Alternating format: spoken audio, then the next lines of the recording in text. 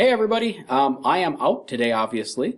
However, fear not, it's just because my kids are still at home. Technically they have to finish out their quarantine period, so I recorded this video for you in order to teach you still today. Anyway, so today we're going to talk about topic 3.12, which is on the photoelectric effect.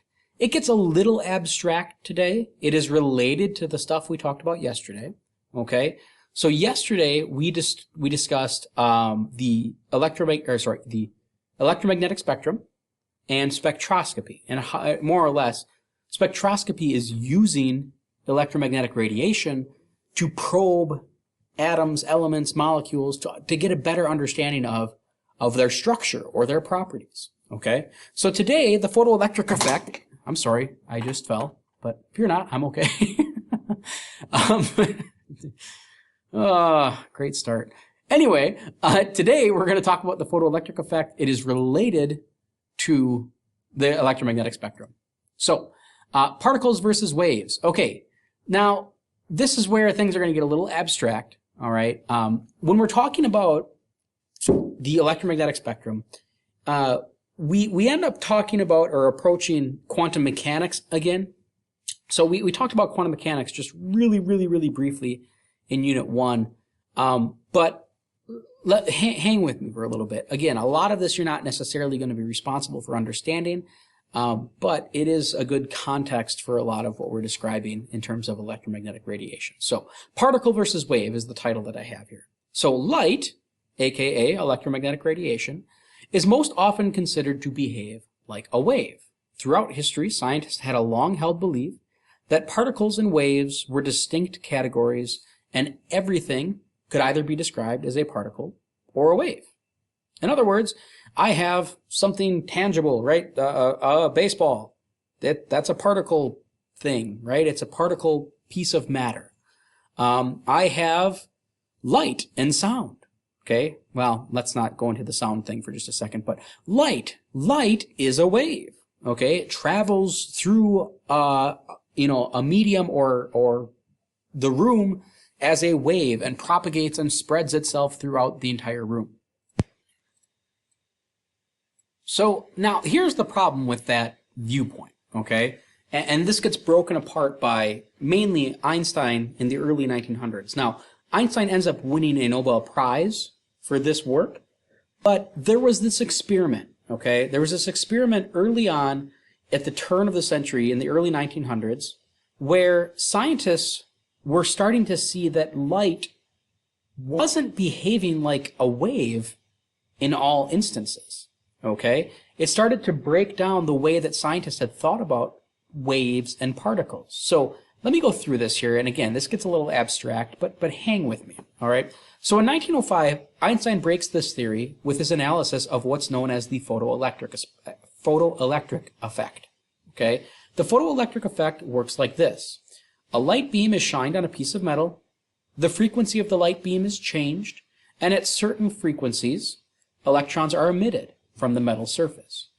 The outcome of this experiment is that it doesn't matter how bright, aka the intensity, the light, or how long the light was shining on the surface. Electrons only got emitted or ejected from the surface of the metal when the frequency was above a certain level. Essentially, if light were behaving like a wave in this experiment, we would expect that as you shine the light longer on the same spot of the surface of the metal, the sample would get more energy, and as a result, eventually, you would see electrons being released or transmitted after a certain amount of time. But that's not what happens, okay? So Einstein suggested to explain why this was happening, why only at a certain frequency and above electrons would be emitted, his explanation was that in this instance, light is behaving like a particle, not a wave. So particles of light are called photons, okay? I will be using that term a lot. If you hear the word photon, think of a little particle of light or a little packet of light, all right? And then the next thing I have here is, well, is light a particle or is it a wave? Well, it's both, okay? That's the problem. It depends upon the context. It depends upon how you're observing the light in order to see it which way. Now, 9 times out of 10, and in most things that we observe light in our daily lives, the wave explanation of light is perfectly correct and serviceable. But in some rare instances, we must think about light or view light as a particle instead of a wave. And this is one of those instances. So again, Einstein explains this, offers this explanation up as to why this experiment was just behaving so weirdly, and he ends up winning a Nobel Prize for his work. So, we will use the term photon. Photon is a particle of light, a packet of light, however you want to think of it as. We're no longer thinking about light as waves, we're thinking about light as particles. Okay? So here's how that worked. I'll kind of go a little more in depth here. Here's my metal. Okay, this surface down here is a piece of metal, and they shine some red light on that visible light, 700 nanometers, which is the wavelength. And what they notice is they shine the red light, and no electrons get kicked off or emitted. Okay, it doesn't matter how bright the intensity of the red light. It doesn't matter for how long you shine red light on a sample. It just wasn't. No electrons were leaving. Okay. Now, they changed the wavelength. The wavelength here is 700. They lowered it. When you lower the wavelength, you increase the frequency. And when you increase the frequency, you increase the energy. Okay? So green light has more energy than red light.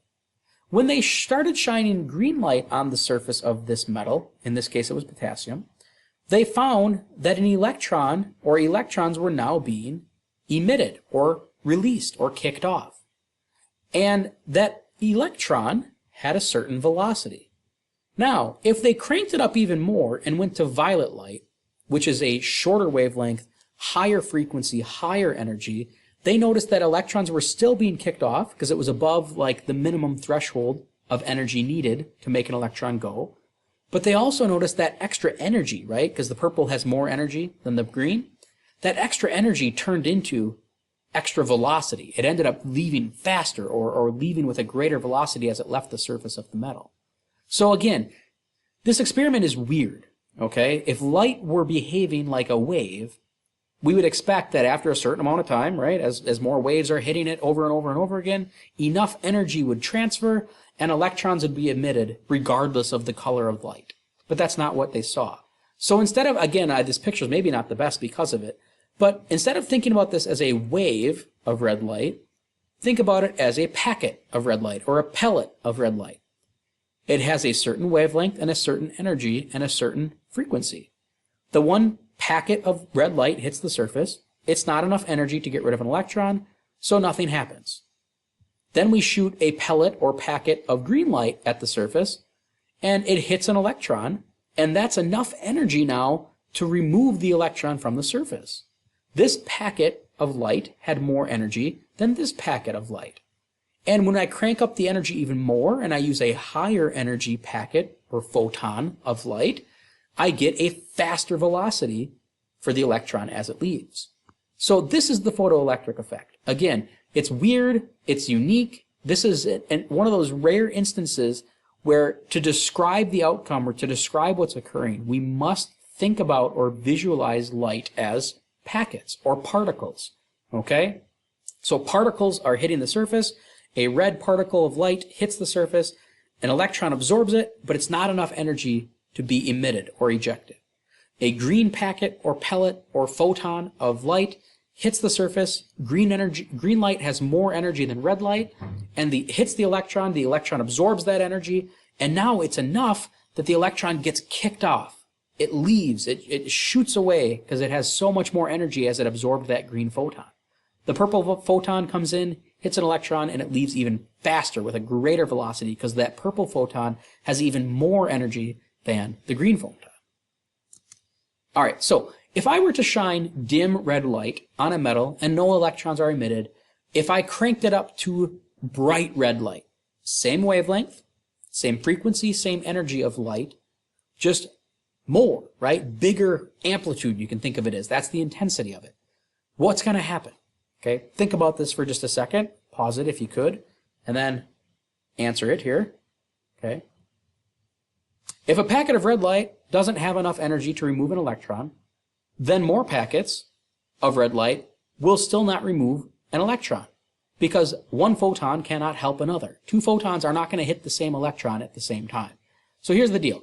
You can think of it as like when I shine red light on the surface of anything, okay, in this case, the surface of a metal, it's like a whole bunch of little red pellets of energy hitting it. Okay, those are photons. Those are particles of light. No two of those particles are going to hit the same one electron at the exact same time. You can't add them together, so to speak, right? I can't add two photons and hit the same electron to get enough energy for that thing to emit. So dim red light didn't work. Bright red light's not going to work either. If I used dim blue light on the metal and it caused electrons to be emitted when red light didn't, what do I learn? Well, if the blue light works, that means those photons must have greater energy. Okay, blue photons have more energy than red photons.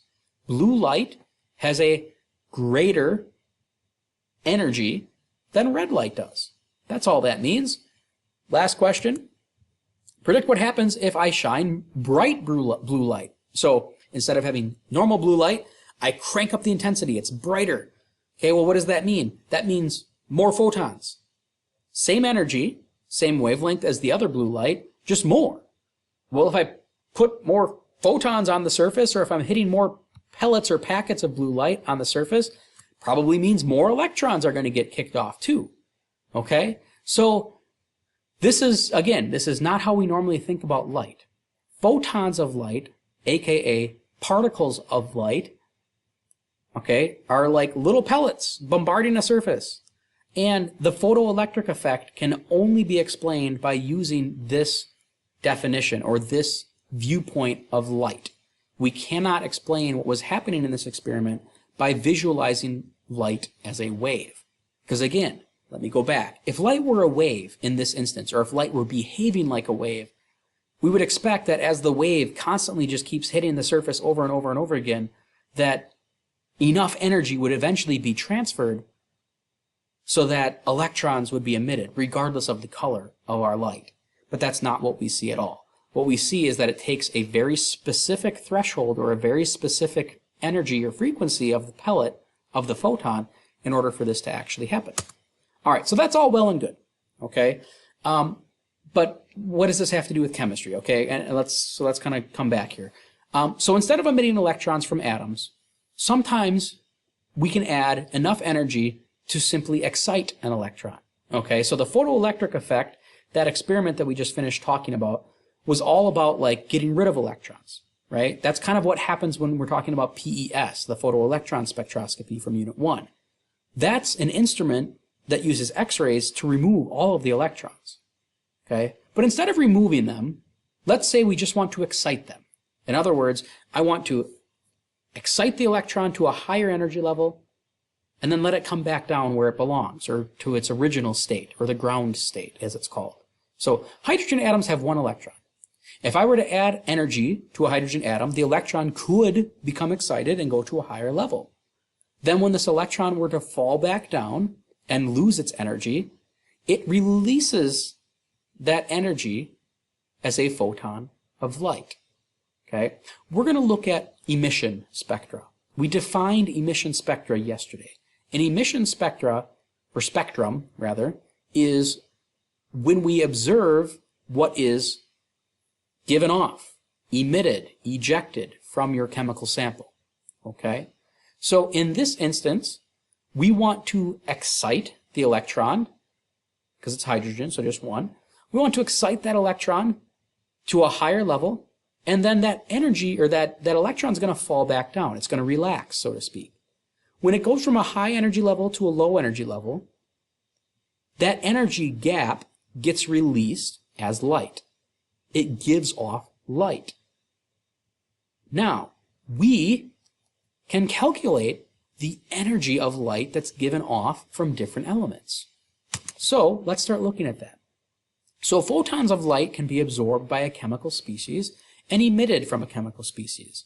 One of the best ways to observe this phenomenon is to look at the atomic emission spectra of various elements. All right, so if you were here, we would be looking at some of these things in real life. It's not overly exciting, so fear not, you're not missing out on anything wonderful. But essentially, we can use a spectroscope, which is kind of designed down here. So we can use this spectroscope and observe what types of light different elements are emitting. Now, you can use a spectroscope and look at distant stars and determine what types of light those stars are giving off. Now, what's really cool about that is that by looking at the types of light that are emitted from stars, scientists can figure out what elements that star is made of, and in turn, figure out how old that star is, because young stars generally are comprised of hydrogen and helium. Older stars have bigger elements as a part of them. So by looking at the types of light that are being emitted from stars, we can determine how old and what types of elements that star is made of. Okay? And the way we do that is by looking at what is emitted. Okay? When you're talking about stars, and it doesn't have to be in a star, we can do this in a different way, but when you're talking about stars, right, there's a lot of heat, a ton of heat, crazy, crazy, crazy hot. All of the electrons of those hydrogens and heliums are being excited to higher energy levels, like crazy, constantly, always. And when they get excited, they eventually fall back down, or they relax. And that gap from the high energy level to the lower energy level, when it falls back down, that's what releases this light. That's what we see coming from stars. Now, so let me, I have a simulation here. Let me tab out here and see if I can find it. Oops. Maybe. There we go. And in this simulation, okay, this is like a light bulb. All right. Think of this as like a neon lamp or a neon light from like, you know, like a restaurant or a bar sign, like the open sign, right?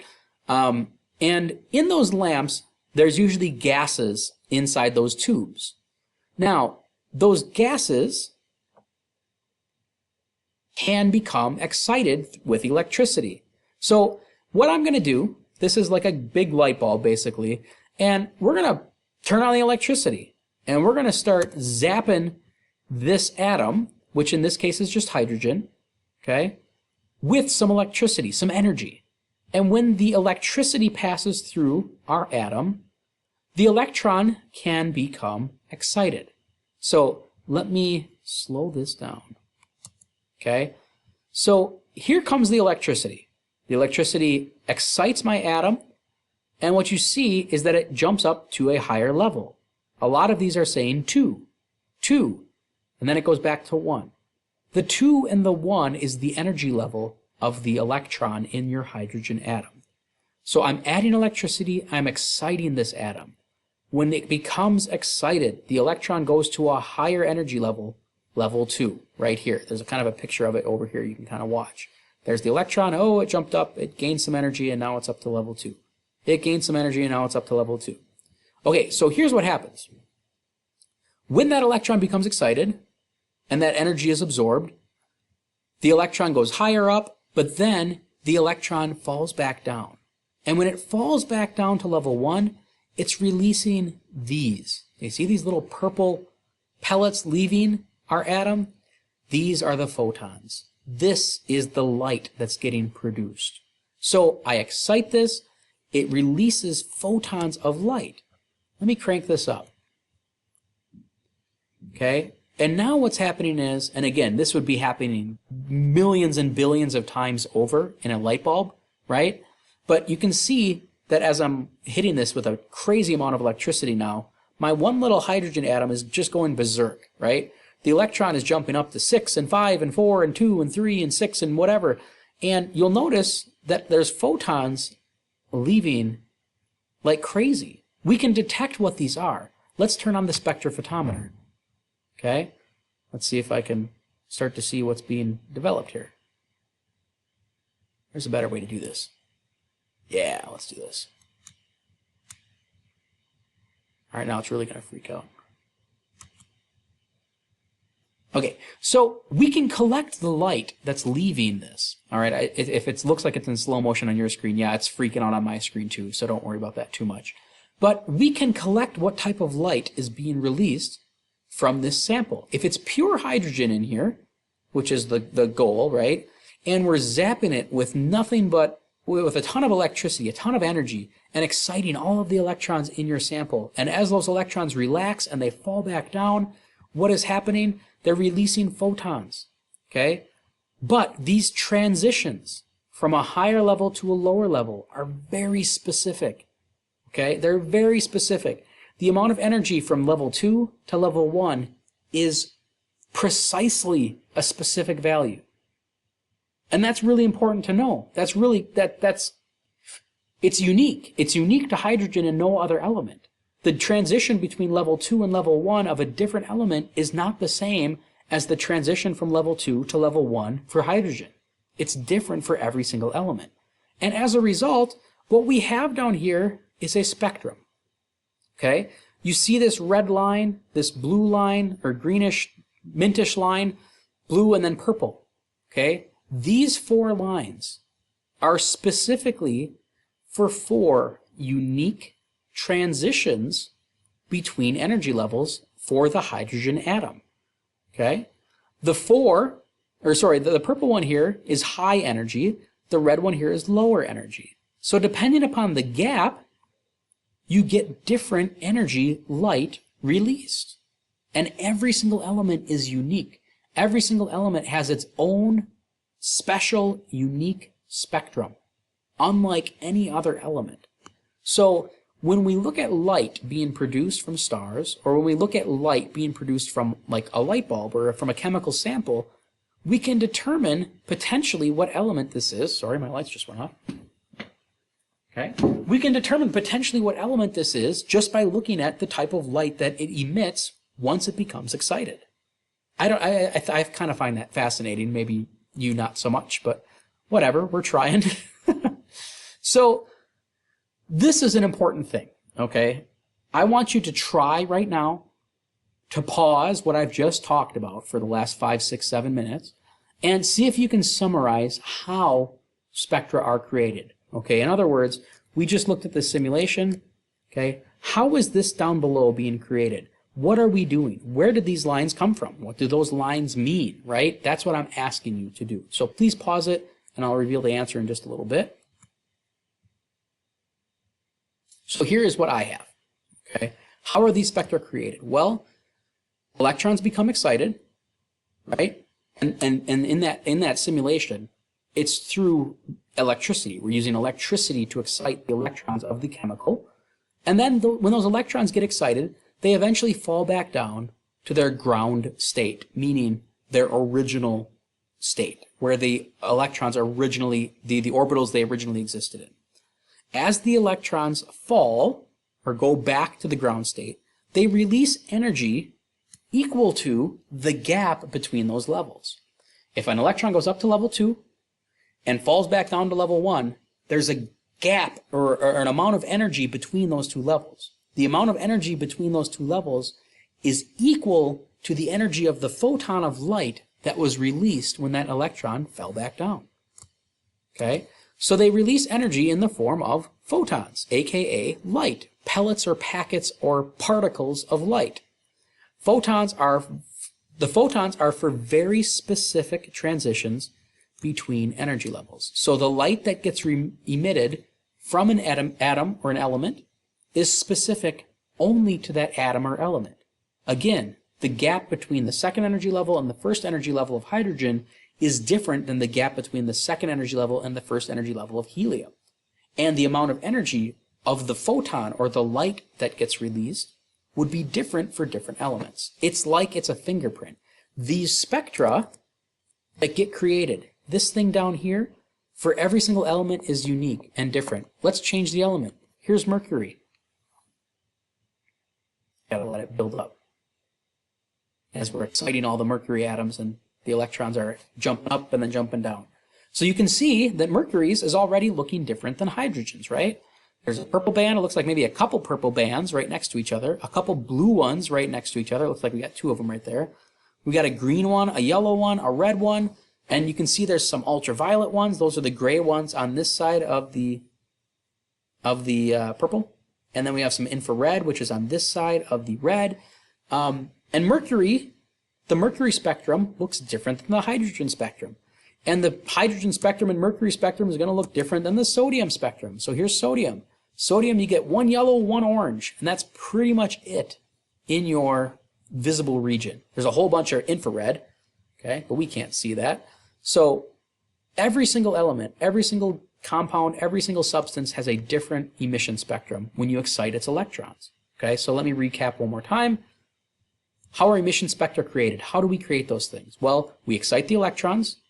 When they get excited, they eventually fall back down to the original orbital or the original energy level where they came from. And then when they fall back down, they release photons of light. Okay? And the photon, or the energy of that photon, is very specific for each element, and it's very specific based upon what energy level it went up to and what energy level it fell back down to. All right, so we can do some math. Let's do some math with this stuff. That's my end goal. All right, so let's calculate the wavelength, which is lambda. We're going to need our formula packet and a calculator here in just a little bit, so please grab those. Let's calculate the wavelength of light emitted when each of the following transitions occurs in a hydrogen atom. What type of electromagnetic radiation is emitted in each transition? Okay. The whole what type of electromagnetic radiation thing, I wouldn't ask you that without a spectrum. Meaning on a test or on the AP test, they're not going to ask you what type of electromagnetic radiation something is based off of its wavelength. They don't want you to memorize that. I would ask you that question if you have like something to look at. So if you have that spectrum from yesterday in yesterday's note sheet, I would use that to potentially answer this, or just Google it, because really you can Google any wavelength of light and you'll figure out what type of electromagnetic radiation it is pretty quickly. But anyway, so I'm looking for an electron that's going from level 3 down to level 2. The letter N is related to quantum mechanics. It's the principal energy level. Don't worry about that too much. Just if you see a 3, that's energy level 3. If you see a 2, that's energy level 2. Okay? So I want an electron to go from the 3rd energy level down to the 2nd energy level. Now, when it goes from a higher level to a lower level, it releases a photon. Okay? Well, here's that gap. The photon that gets released is going to have energy equal to 3.0 times 10 to the negative 19th joules. So I know the energy. I know E. Let's use E and solve for lambda. All right. So we know the energy like I just said. Let's work our way over to wavelength. Let's see our options. Okay, we have 2 equations at our disposal on our sheet, on our formula packet. We have the equation E equals H nu, and we have the equation C equals lambda nu. Now, all we have is energy. That's the only thing we have to go off of. But if I know energy, which is E, I can solve for frequency because H is a constant. That's Planck's constant. That's in our formula packet. So we know E, we know H, we can solve for nu, which is frequency. C is the speed of light, which is a constant. I just solved for nu from the first equation, and I can get lambda, which is wavelength. Okay, so we need both equations to answer this. Let's work our way through it. I have 3.0 times 10 to the negative 19th joules of energy, and that's going to equal H times nu. I don't know what nu is, but I do know what H is. H is 6.626 times 10 to the negative 34th joules times seconds. And this gets multiplied by nu, which I don't know. I'm trying to solve for that. Okay? Very easy, obviously. I'm just going to divide both sides by the 6.626. And when it's all said and done, I'm getting a frequency equal to, where's my calculator? There it is. 3.0 times 10 to the negative 19th divided by 6.626 times 10 to the negative 34th. And I am getting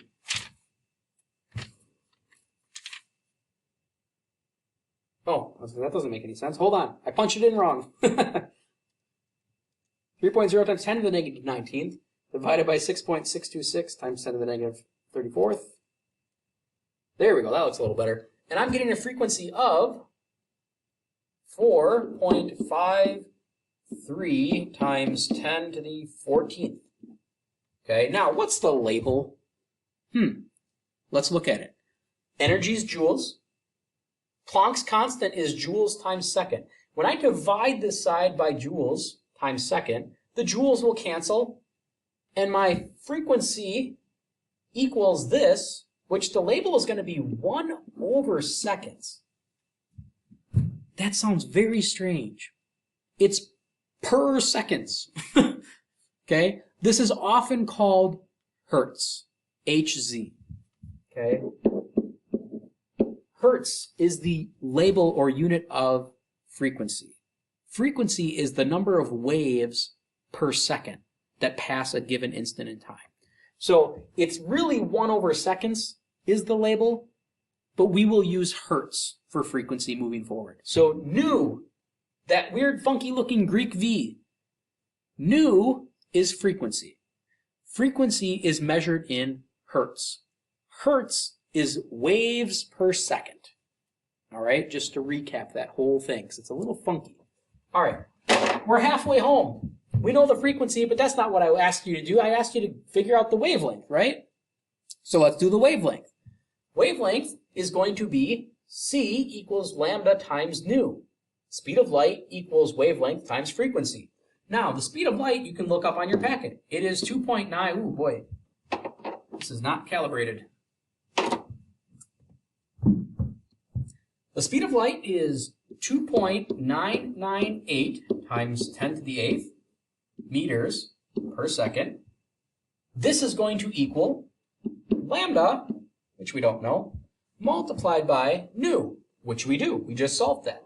4.53 times 10 to the 14th hertz. But for the sake of argument with our units, I'm going to leave that as 1 over seconds for just right now. Okay? 1 over seconds. Now, let's just do some simple algebra. I'm going to take 2.998 times 10 to the 8th divided by 4.53 times 10 to the 14th, and I get my wavelength is equal to 6.62 times 10 to the negative 7th. What? Check your labels. I took this, which is 1 over seconds, and I divided that by meters per second. Now, maybe it's a little tough to see, but the seconds are going to cancel out. Okay, the per second chunk is going to cancel out. And what you're left with is meters, which makes sense. Lambda is a wavelength, a length in meters. So this is the wavelength of the photon that got released when the electron went from energy level 3 down to energy level 2. Remember, when that electron falls, it releases the energy equal to the gap between those two levels. So this photon has a wavelength of 6.62 times 10 to the negative 7th meters. Let's convert it to nanometers, just because that's the most common way that we see visible light. So to do that, and I did this yesterday, by the way, right? I would take this, and there are 1 times 10 to the 9th nanometers in a meter, so I would multiply this by 1 times 10 to the 9th. And when I do, my final answer is my wavelength equals 662 nanometers. Okay?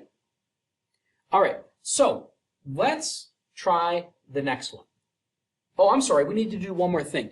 It also asked for, like, hey, what type of electromagnetic radiation is this? Well, 662, that's in the visible region, and it would be reddish, really, reddish-orangish, probably more red than orange.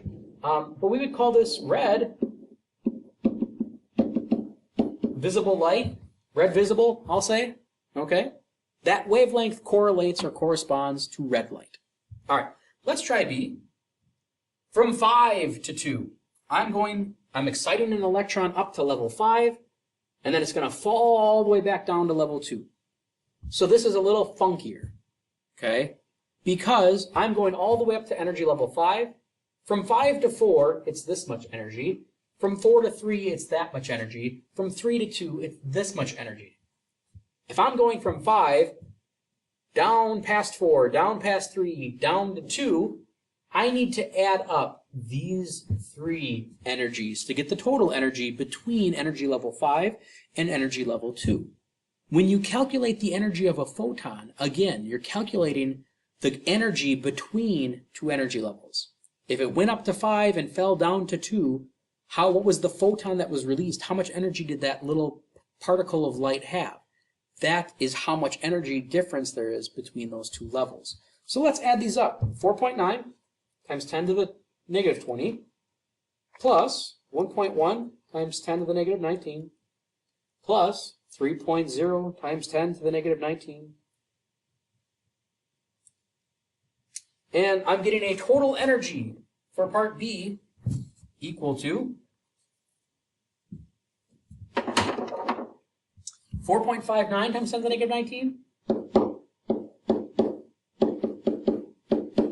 And that's in joules. Okay, energy is in joules for us almost always. We'll talk a lot more about energy once we get to thermodynamics, but energy is in joules.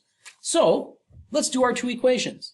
E equals h times nu. H is 6.626 times 10 to the negative 34 joules times seconds. Nu, we don't know. So we're trying to solve for it. That's our frequency. The frequency in this one is going to equal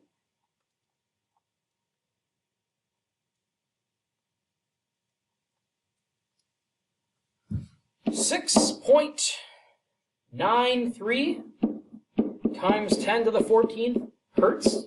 And again, a hertz equals 1 over seconds. Let's go to the second equation.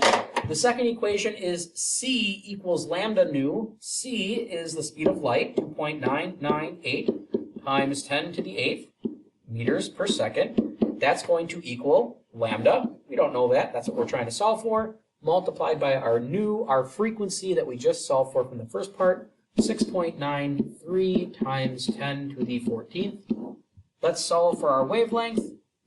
We get 2.998 times 10 to the 8th divided by 6.93 times 10 to the 14th. And I'm getting a wavelength of 4.33 times 10 to the negative 7th meters, which of course, if we convert to nanometers, is going to be 433 nanometers. And then this correlates to what color of visible light? Well, 433 is very, very, very far on the violet region. I'm assuming this is going to be a nice purple or violet photon. So I'll say purple visible. Okay? All right, I've got one more here. Let's finish this one up, and then we'll call it a day. I've got some more practice problems at the end of this, but we can wait for those on Wednesday. I'm pushing pretty far into the time limit here, and I do want to give you a smidge of time to maybe work on... Oh, I can't extend the page? What the heck? All right, I figured it out. Okay, so for the last one, we're going to go from the second energy level down to the first. So same exact process, but I'm going to actually skip a step this time, okay? So in the first one here, we did the first equation to solve for frequency, then we used the frequency to solve for lambda, the wavelength, in the second equation. But these 2 equations can actually be combined, right? They both contain frequency. So I could use the E and the H from the first equation and make them equal to the C and the lambda of the second equation. I can completely bypass or ignore the frequency portion of this. But we got to make sure we do the algebra correctly. So let me do that first, and then we'll just use a combined equation. All right? So I have E equals h nu. I have C equals lambda nu. All right, well, if I want to use the energy like we are and solve for wavelength, let me set this one equal to nu. Let me set it equal to frequency, and then I'll just substitute in on the other side. In this equation, nu equals the speed of light divided by the wavelength. Let me take this and plug that in right there. And I get this combined equation. Do you have to use a combined equation? No, not at all. Does it work using both equations step by step? Yeah, it does. Look, we just did it twice. But just for something different, right? That's all I'm doing here. So let's take and plug this in, and I get a new combined equation if you want to use it. The energy of a photon, or of light, equals h times c divided by lambda. Okay? It's the same darn thing, right? We're just bypassing frequency by combining our two equations into one. So let me set this up. The energy from 2 to 1, let's look that up. From level 2 down to level 1, the energy of that photon, or the energy of that gap, is 1.6 times 10 to the negative 18.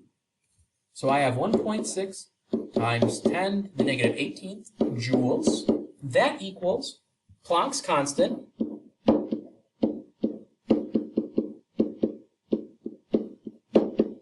multiplied by the speed of light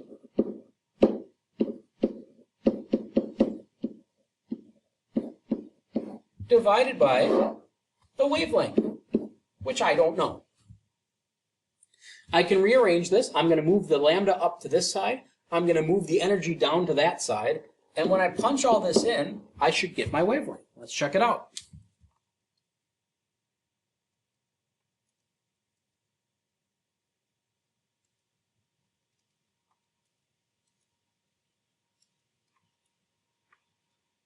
And I'm getting a wavelength of 1.24 times 10 to the negative 7th meters. If I convert that to nanometers, I just multiply it by 1 times 10 to the 9th, and I get 124 nanometers. Now, 124 nanometers, if we look that up, it's beyond our visible region. Visible runs from 400 to 700. This is shorter wavelength, higher frequency, higher energy. This is ultraviolet. Okay? That's a UV photon. And perfectly allowed. Nothing wrong with that. All right, I'm going to stop right there. There's some more problems on this sheet. If you're done with your homework, you're welcome to try the remaining problems on this sheet. If you're not done with your homework, please work on that instead. And yeah, that's all I have. Have a lovely day, guys. I will be back tomorrow, I promise. And yeah, we'll catch you then.